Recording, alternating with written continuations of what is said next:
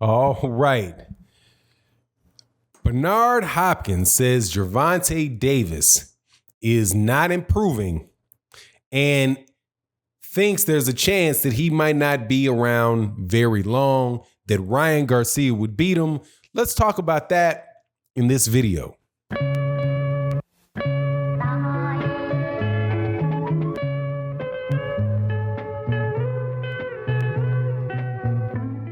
All right, welcome back to the channel. Bernard Hopkins is out there using that mouthpiece again, man, but he knows what he's talking about in boxing. I can't say that I disagree with what he's saying. Totally. Some things I do, some things I don't, but let's go over what he said and then I'll give you my impressions of it. Before I do that though, I want to say special thank you to everybody that supports the channel on the Patreon. We got a new video up there for a series for non-reacts, and this one's called The Boondocks. Can you use the word a nigga moment?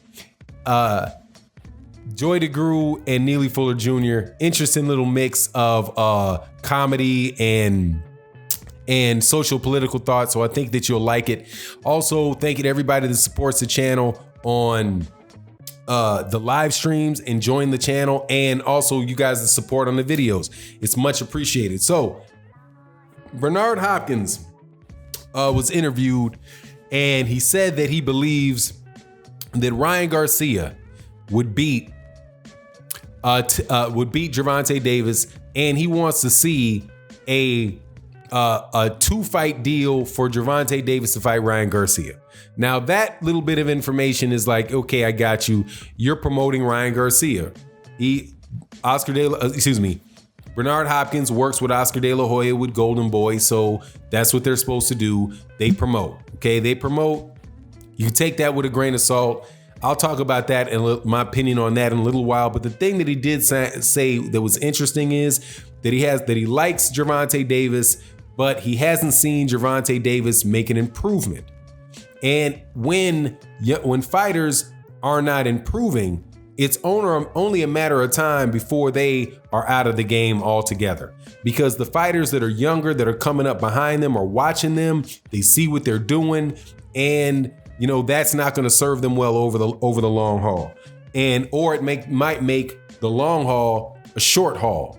That was the opinion of Bernard Hopkins. Now, again, the first part of it, as far as whether or not Ryan Garcia would beat Gervonta Davis.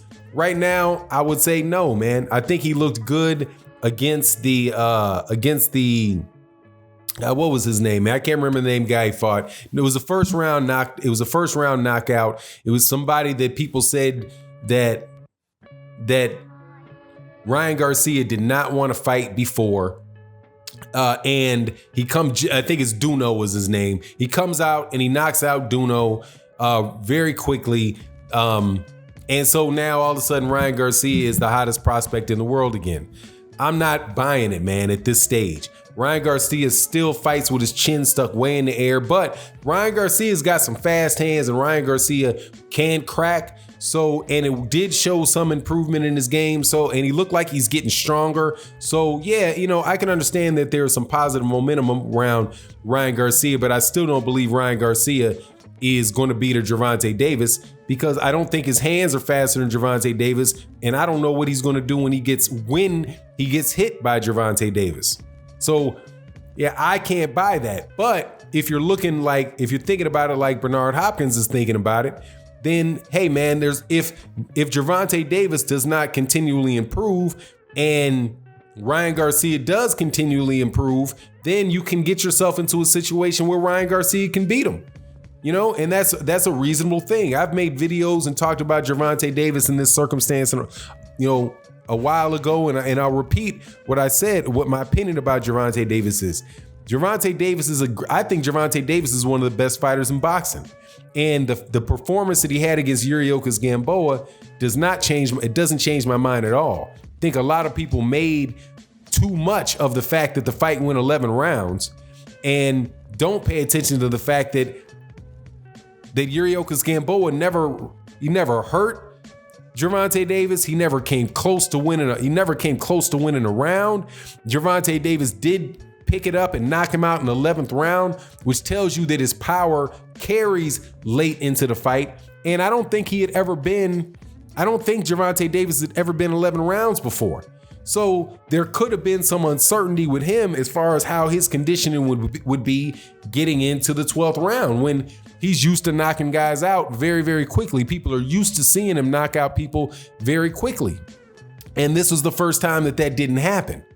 Now, that could have, and I hope what it does is wake Gervonta Davis up to the realities that, look, man, you're going to have to train and prepare for situations where you can't knock somebody out, where you actually have to go 12 rounds. And you cannot rely on just slipping 3 or 4 punches and landing a body shot, crushing them, right? Or landing a counter left hook or right hook, because he's a southpaw, and putting him out of there.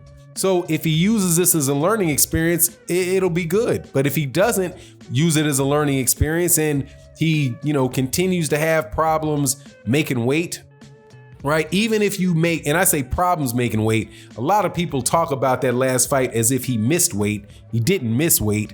He had trouble making weight because you get an hour, you get an allotment. If you don't make it the first time, you get to come back the second time. They came back the second time, he made weight. He was very, very close to it, but I would definitely like to see him not be in that situation.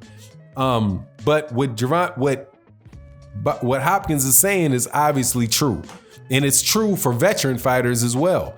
If you're not improving, then you're going to become predictable for other fighters because they know what you're doing. They're like, okay, what you see is what you get. I'm watching Gervonta Davis fight Yuriorkis Gamboa. That's how he's going to approach Yuriorkis Gamboa. I see the next fight. He's doing the same thing. He has the same problems with the same reacting to the same things. Hey, I know that if I do this is what Gervonta Davis is going to do. And then you become predictable. The younger fighters anticipate you. And when they can anticipate what you're doing, stop it. Anticipate what you're doing, use it to their advantage. Then, hey, man, you're going to lose, right? Because you're either getting better or you're declining is the saying. And I think that is a fair one. Either you're working on your craft to get better every day. Either you're trying to get faster, you're trying to get stronger, you're trying to get your conditioning better, you're trying to trying to improve your uppercut, or you're trying to improve your footwork, right? If you are constantly trying to add things to your game, perfect the things that you already have in your game, perfect or improve the things you already have in your game, then you're going to be harder to deal with as you move forward. I think you see a lot of that in Deontay Wilder, and you definitely hear it in his voice when he talks about, between the first time that he fights somebody in the rematch. And he talks about this with the Tyson Fury fight and he's like, yeah, there's a lot of things that I did that I didn't do, that I did wrong. Like the way my guard is, like I never walk behind somebody with my guard like that. I could see Tyson Fury's head here, but I didn't react, this, that, and the other thing, the things that he sees, using different angles, if he critiques himself and he works and focuses on that and improves those things, he's going to be a more difficult fighter to beat the second time. Even Tyson Fury talking about this fight, saying that there's things that he needs to improve on. He needs to improve on his punching power. That I don't know how he's going to be able to improve on. But hey, I'm not Sugar Hill, and we will see if Sugar Hill can help him with that or not. So if Gervonta Davis takes that approach and walks out of that Yuriorkis Gamboa fight with it, then yeah, he'll be able to continue to be in the game. But if he doesn't, then yeah, man, his time is going to be short. He's going all the way up. He's up at 135 pounds. He's not a big 135 pounder, right? He's not a big 135 pounder in weight. He's not a big 135 pounder in dimensions. And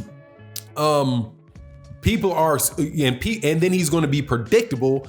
Mike Tyson was like that. Mike Tyson was somebody when nobody knew how to deal with Mike Tyson. Mike Tyson was knocking everybody out. But once somebody got an idea about how you deal with Mike Tyson, then people use the formula and they figure out what they're going to do. Same thing, and they know what to do going into it. A good example of that is Adrian Bronner. Adrian Bronner, once people realize that Adrian Bronner does not let his hands go, that if you hit him with a lot of volume punches, you throw volumes of punches at him, that he's going to stay there in a hide guard and let you score on him. It was a wrap for Adrian Bronner. And Adrian Bronner was in the same situation that Tank's in. Maybe a little bit more elevated a position than Tank is, because at the time that was happening, he was over there at HBO, but he was also being, associated with Floyd Mayweather and the whole thing. And you see where he went. So hopefully Bernard Hopkins' predictions don't come true, that Gervonta Davis learns from it and moves forward, but we'll see. In any state though, right now, I don't think Ryan Garcia is going to beat him. I think that part is just Bernard Hopkins talking. But you let me know what you think in the comment section. With that, I'm out. Peace.